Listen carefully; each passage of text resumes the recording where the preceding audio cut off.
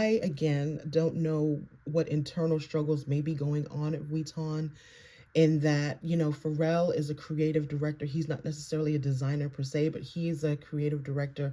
You had Marc Jacobs, who came out of being a creative director and created all of these great accessories. And then you have this amazing designer who is an artist. When you watch his runway shows, oh my gosh, like the clothing is amazing. And sometimes I feel like his artistry is lost at Vuitton because all we want are the bags and the shoes and you know what I mean? Like, we want the hoopla, even with men's, even with what Pharrell's doing. A lot of what we're wanting from the brand are the bags and the shoes and the accessories. And the ready to wear, but it's men's ready to wear. Like, women's ready to wear, I feel like is suffering at that house right now, only because Nicolas Ghesquiere is an artist. Anyway, I'm getting off my Dion Dean kick, my Professor Dean kick. These are Professor Dean conversations, right? Even when there's no hope, you can still go. I never answer to no, man, I still go. Go, go, go, go, go, go, go, go, go, go, go. Hello, my darlings, it's Dion Dean. Welcome back to another video. So, in creating my holiday wish list for you guys, I realized that I have a lot of hearted Vuitton pieces in the Real, Rebag, Fashion File, all of these pre-loved sites. I am constantly looking for vintage pieces. Now, for me, it's not vintage, right? Because these are the times in which I came up in age. Okay, these were my times, right? 90s, 2000s, 2010s.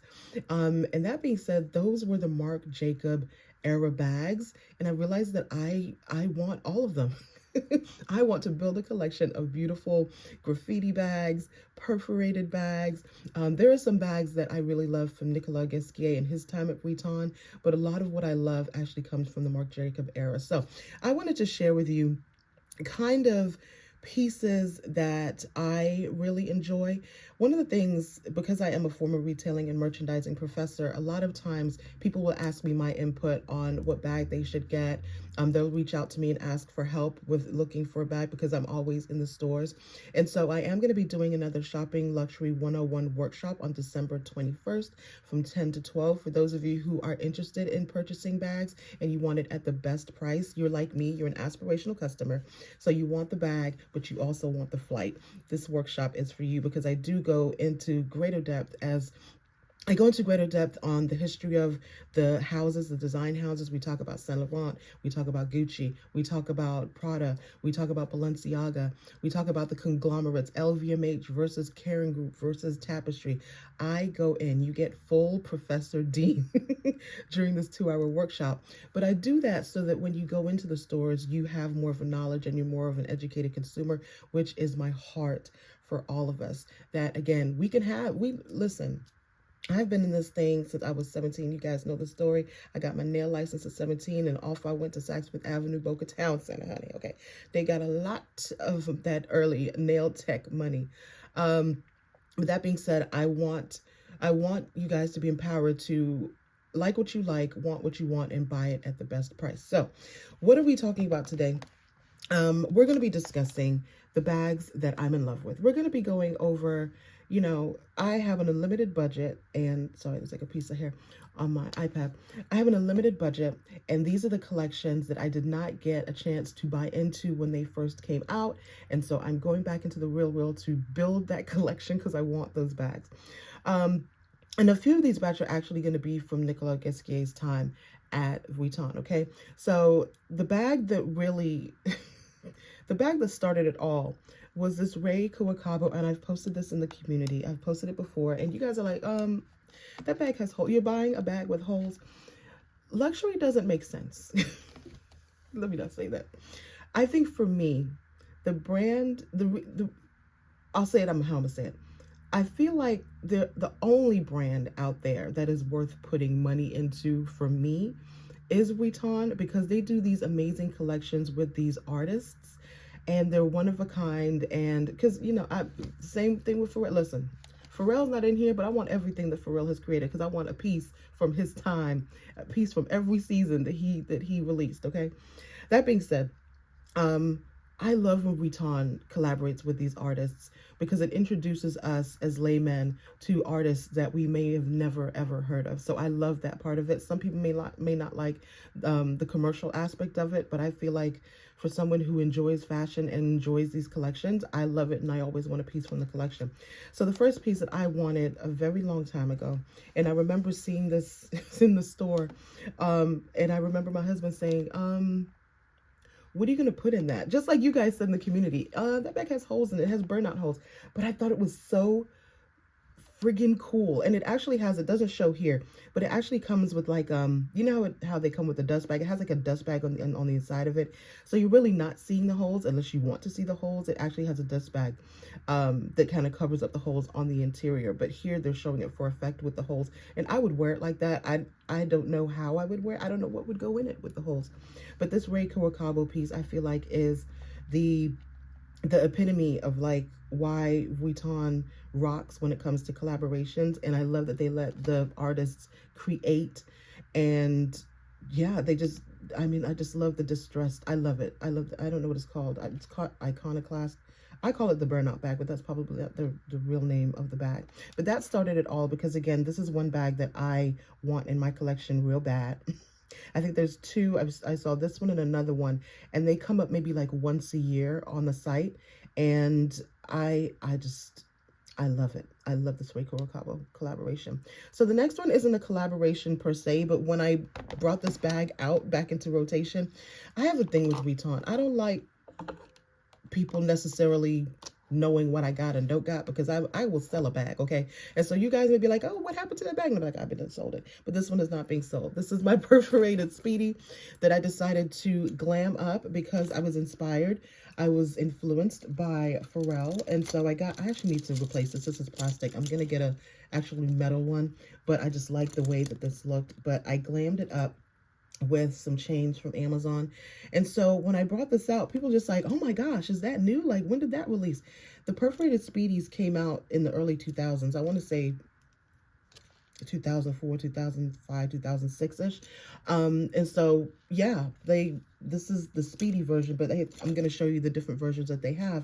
But the biggest thing that I love about this bag is the interior. And they have multiple, okay, it's kind of messy. Hold on. I don't know if I can show you the, oh, whatever. We're family here. Let me show you, because I do wear this bag. So the interior is actually pink. This is a red insert that I put in all my Speedies and Dr. bags. I'll leave a link to it. But as you can see, it's pink on the inside, and the pink goes throughout. I don't know if you can see the pink here, and then the pink on the side. I'm not going to open it up, but you can see here, the pink on the side. Can you see that? Okay. But they have the pink, the green. I've only seen the pink and the green. Let me see. I have pictures here. Let's go through. Let me show you. So this is another version like my one. This is the pink. But they also have the green. Let me see if I can find it. Oh, they have red. So they had it in the pochette, and they had it in multiple styles. And so yeah, this is the red, and then they had a green, I believe. I don't know where it is, but I believe they had a green. They had an orange, but they had multiple styles of this bag. And I rarely see them in these fashion streets. And so I don't know if it's that people are not wearing them, or they're not bringing them out, or is it that people don't know that they exist? Because they do exist on the pre-loved market. They are a bit expensive. Let me not say that. They're more expensive now because I feel like people have an interest in vintage, but yeah, all right. So next up to bat, what's the next one I want to show you? I mean, if you're a fashion girl or guy, Sprouse, I should have started off, I should have started off with that first. Sprouse, another artist that he collaborated with, the Marc Jacobs collaborated with. These bags go in and out of style based on if they are mainstream, whether or not they're mainstream. So now that New York has this beautiful flagship store, and they've done up this flagship, and they have a beautiful graffiti section from what I've seen on Instagram. Now these bags are $3,700. You could get a good graffiti bag for like $2,000 at one point. And I think that as more people, I think people are just holding on to them now because they're they're in stock. $4,800. Oh my gosh. Yeah, these bags have gone up tremendously. Again, a year ago, you could have probably gotten one for about $2,500. And I feel like, again, it goes in ebbs and flows. And so you'll be able to find one at a lower price. They do have the roses bag. I've seen the roses within, I don't want to say the fashion community, out and about. Because, some stores you see online, sometimes, not online, sometimes some purchases, some bags, some shoes, some clothing you will see on Instagram and on Pinterest, but you won't see it in real life. This roses bag I've seen in real life. I feel like I've seen the graffiti in real life very sparingly, but it's usually the fashion people, like the people that are in the fashion know. But I have seen the roses collection out and about. And again, it's one of those pieces that if you're a fashion lover, you just, yeah. That's why I said I've realized that I'm a collector, because I have about 50 vintage Vuitton that I have in my collection. And one of the things that we'll talk about again, in the workshop on the 21st, I had a request to go over the different materials. I'm not averse to as versed with other materials than I am with Vuitton. And that's because I've owned most of them. I have an epi, I have vernis, I don't have any empreinte. Of course, I have canvas, I have the perforated, but I don't have many materials in other bags, like calfskin versus goatskin. I can do that. So we'll go into more depth within the workshop for those of you who have an interest in that. Because again, and another thing is I'll get individuals that will reach out and say, hey, Dion, I'm looking for a speedy. This is my budget. Do you know where I can blah, blah, blah, blah, blah.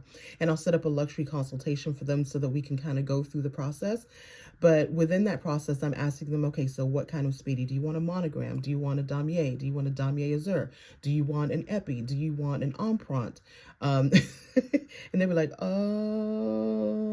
you want a 25? Do you want a 30? You want a 35? You want a duffel? And so in going through those questions, they'll be like, so yeah, let's set up a consultation because I need to know. I thought I was just looking for, a speedy. No, baby, there are many different types of speedies. So that being said, let's get into some of the other collections that I am ogling. So we talked about Murakami. Murakami for me it wasn't my favorite collection. And I said this in the holiday wish list. I feel like there were so many counterfeits that came out of that era. And I feel like you can still find those counterfeits in Canal Street. And back then, that's where you went for fakes. Now you go to the websites. But back in the day, that's where we used to go to fakes. I did not purchase any fakes. I'm just saying. But Canal Street was infamous for the multicolor bag. And I think that's why I have such a reaction towards it, but it is a beautiful collection and a beautiful collaboration. That being said, let's move it on up to Nicolas Ghesquiere's time, because he did come out with some pieces and we will not know the significance of what he brought to the brand, just as with Marc Jacobs, right? When you're in it and when you have, these amazing artists as creative directors, you don't know how amazing they are until they've left, right? And so now we're going back and bringing back all of Marc's designs, or Marc's collaboration, not Marc's, but the brand's collaboration during his tenure there, right? Same goes with Nicolas Ghesquiere. I think we won't know how amazing he is until he's no longer in that space. Another thing I want to say about Nicolas Ghesquiere is that he is an actual designer, which is tough with a leather. I don't want to say a leather goods house. It's very tough with Vuitton because Vuitton is not a design house. Christian Dior, Balenciaga, Saint Laurent, Coco Chanel, these are design houses. Givenchy, these are houses that are built on design. Louis Vuitton is not. Louis Vuitton is built on trunks, on bags, on shoes. That's their bread and butter, right? Marc Jacobs was the first creative director of the brand. He was the first creative director of the brand, and he brought ready-to-wear to the brand. But Louis Vuitton is not a ready-to-wear brand, as is, again, Saint Laurent, Dior, some of the other houses. So for me, Nicolas Ghesquiere is a designer. He, to me, would fit better at a design house. I, again, don't know what internal struggles may be going on at Vuitton in that, you know, Pharrell is a creative director. He's not necessarily a designer per se, but he's a creative director. You had Marc Jacobs, who came out of being a creative director and created all of these great accessories. And then you have this amazing designer who is an artist. When you watch his runway shows, oh my gosh, like the clothing is amazing. And sometimes I feel like his artistry is lost at Vuitton because all we want are the bags and the shoes and the, you know what I mean? Like we want the hoopla, even with men's, even with what Pharrell's doing. A lot of what we're wanting from the brand are the bags and the shoes and the accessories. And the ready to wear, but it's men's ready to wear. Like women's ready to wear, I feel like is suffering at that house right now, only because Nicolas Ghesquiere is an artist. Anyway, I'm getting off my Dion Dean kick, my Professor Dean kick. These are Professor Dean conversations, right? Which we can definitely have on the 21st. So come on, let's have that conversation at the workshop. So I'm going to show you a few that I really loved. I'm going to start with the 1854 collection. I feel like that was the actual name of the collection. He created this canvas that was based, and I don't know the history of it. Please don't quote me. If those of you who are Louis Vuitton experts and lovers and collectors, you guys can chime in. But the since 1854 collection, I really loved the print. I loved the monogram and how they infused the 1854 into that print. I thought that was so unique. And for me, I feel like that is the beauty of the house. It's how many different ways can you create? Like what else can you do with a monogram? I don't feel like none of these other houses, although Fendi monogram is my favorite. I love a good FF logo, but none of these brands can compete with Vuitton. How many different things can they do with the logo? Let's just count. Let's count the ways. Anyway, so I'm showing you the Never Full here. They came in a few different colors. They came in the red. They came in the blue, and I love that they switched up the leathers with the different color combinations. One of the things that they did too with the 1854, which I didn't know that they did, and it's only through doing my research and searching through the Real Real. And the Real Real, for those of you who are unfamiliar, I am preferential to the Real Real because when I thrift and I thrift my luxury goods, I send it to the Real Real. When it sells, I keep that money there, and that's how I afford, one of the ways that I afford and pay for my luxury goods. But that being said, I didn't know that they made this way, the Pochette Matisse in the 1854. I don't think I really looked for it, but I love that they did it. And again, I love how they infused the 1854 with the logo. I thought that was really, really creative. Now, what I did want, and this is why I knew about the collection, is because I saw the boots. And they have them in the Star Trail, and they have them in the hiking boot. And every time I see the Star Trail and the hiking boot in my size, I go ahead and heart it. It's typically, because it's a collaboration piece, it typically is still quite expensive. It's still $1,000, $1,200. And that's not what I want to spend on a boot right now. The day will come, but it's not today. And so when I see it go down like 700, 600, then I'm like, do I purchase? And I keep on missing it because I'm like one of many who are looking at this boot and wanting it, right? So we have the Star Trail, we have the combat boot, and again I see it in the Star Trail boot. But I love it. And I tried on the Star Trail boot to see if it was any different than the other boot, and yeah, I just love that collection. All right, so the next collection that we want to go to, it's really not a collection, but it's a colorway that I talk about with clients who are looking for a bag as well, and I talk about reverse monogram. I personally love reverse monogram. I feel like if there's anything that he brought to the house, that Nicolas Ghesquiere brought to the house, that is going to come back when he's no longer with the brand, it's going to be that's his, for me, that's his shining glory, if you want to say, is the reverse monogram. I love the reverse monogram in the on-the-go tote. Oh my gosh, I think that thing it looks like peanut butter to me. Maybe that's it, because I love a peanut butter. But it's like a peanut butter, like it's the reverse monogram. And yeah, I love the reverse monogram. And so when I give people the option, I don't think they have a speed. Yes, they do. They do have a reverse monogram, Speedy. I tell a lie. I think because I'm just so focused on the go, I don't pay attention to it, but they do. And With the reverse monogram, you'll have like the large scale logo with the smaller logo and I just love it. I absolutely love it. So that's another one to think about if you're thinking about Vuitton and you want a Vuitton bag, but you don't want the bag that everybody has. Like, I'm that girl that I want something just a little bit different, and we talk about that in the workshop, is what are those pieces that are different than most?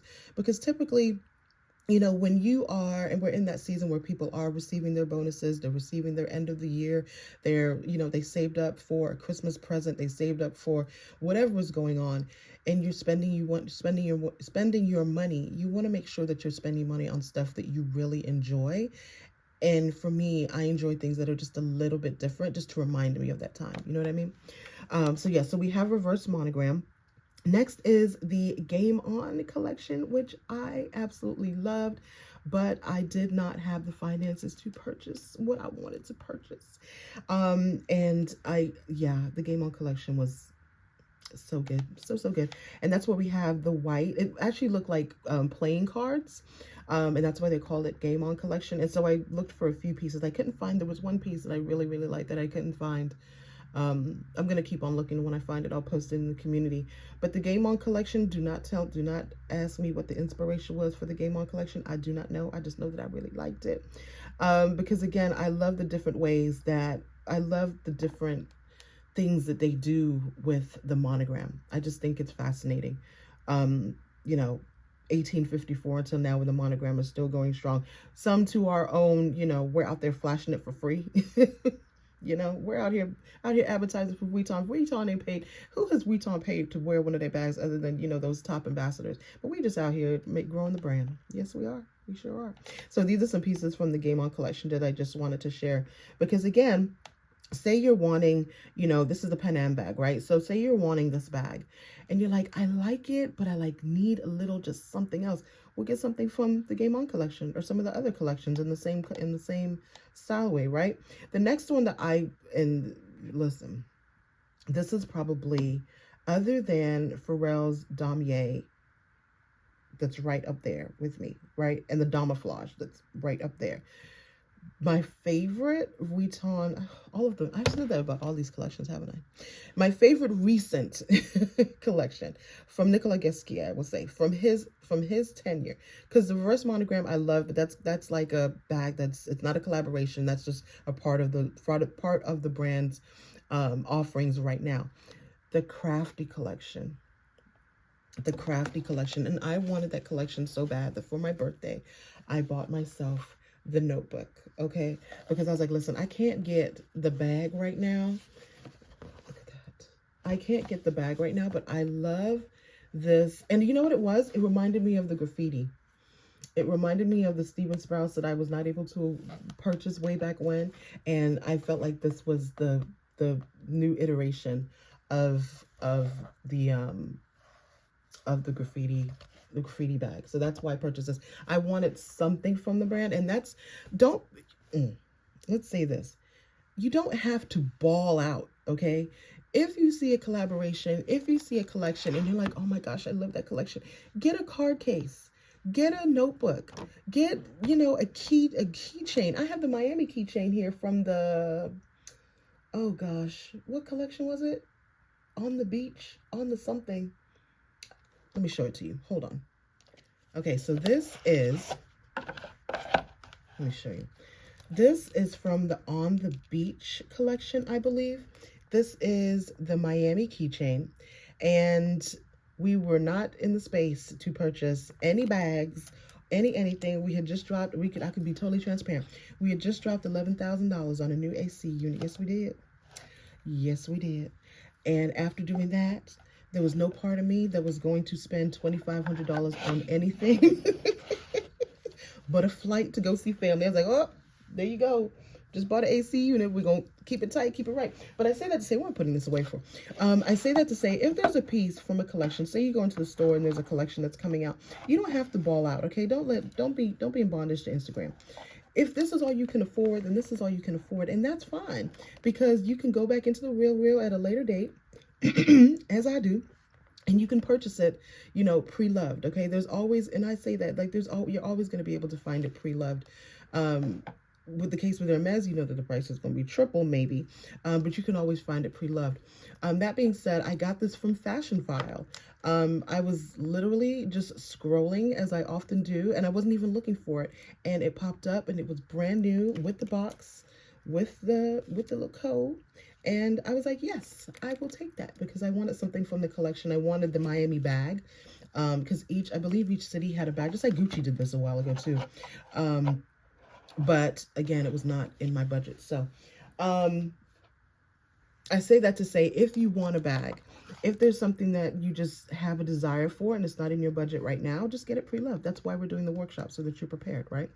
So the Crafty bag, I already showed you the notebook that I have. So the Crafty bag, it came in many different iterations, and that's why I loved it. And you can see why it reminds me of the graffiti collection.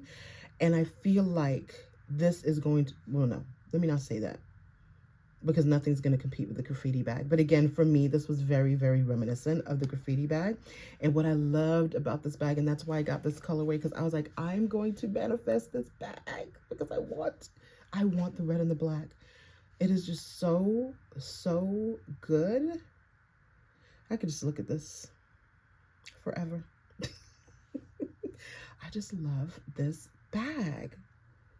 It is so fly. I love that it's the black and the white and the red, but then you have the black and white handles, and oh, I just love it. I just love everything about this bag, and I love that they have it. Look at it. It's kind of like the reverse. It's like the reverse monogram, but in black and white. But I mean, oh my gosh. So someone reaches out to me and they're like, you know, they're asking for on the go. And, you know, I'm taking them through this process, and they come in wanting just a regular on the go.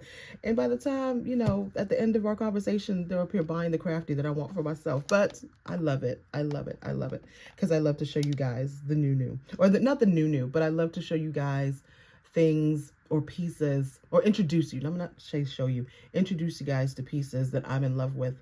And if you're able to get it and rock it, listen, I love it. I love it. Rock it for me.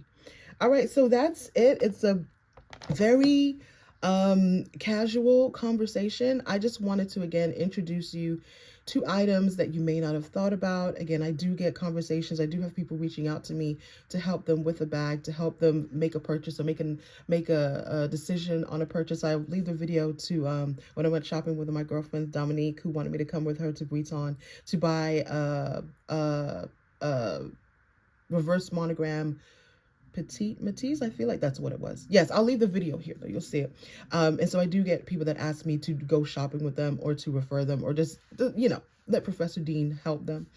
And so I just wanted to introduce you guys to pieces that I love, and maybe inspire you to look outside of just regular monogram. And then, you know what, it may not be Vuitton for you, it may be Chanel for you, it may be Fendi for you, it may be Bottega for you. But what I would advise is that if you're going to buy into a brand, buy into a bag, because whether you're spending $100 or $2,000 or $5,000, $10,000 in the case of Hermes and Chanel, be in love with it, because these brands these brands, with the creative directors and all of the stuff that goes on, as the, you know, Balenciaga is the big glaring one right now, in that we have Balenciaga pieces that we're not necessarily comfortable with. We love the brand. For me, I love Cristobal Balenciaga. I love his story and his design sensibility. But for me to just wear a big old blaring Balenciaga across my chest right now is not it. So, you know, I want you to spend wisely and spend buying something that you really, really enjoy, and that you'll be able to wear, you know, year in and year out. And, you know, Riley's already... she's already staked claim to parts of my closet. And I just don't understand why this 9-year-old feels like she's just going to be wearing my Louis bag to school. I just don't get it. Anyway, have a great day, my darlings. And let me know, definitely thumbs up this video. And if you have not subscribed yet, go ahead and subscribe. It lets me know that you're enjoying this content and that you're enjoying this channel. So I appreciate you guys. Have a wonderful day, and I will see you very, very soon. Bye. Go,